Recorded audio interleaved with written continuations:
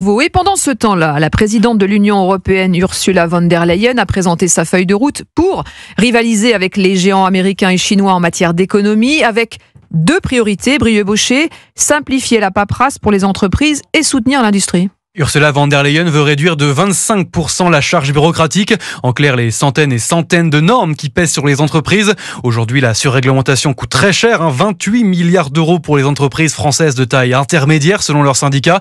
Et Bruxelles veut également faire baisser les prix de l'énergie. Les industriels européens payent l'électricité 2 à 3 fois plus cher que leurs concurrents américains et chinois.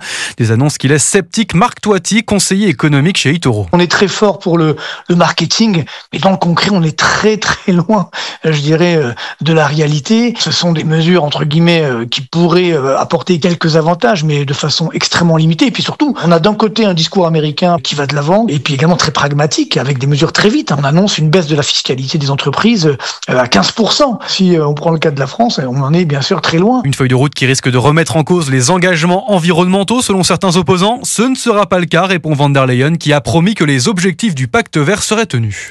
Brieux-Baucher du service économie d'Europe.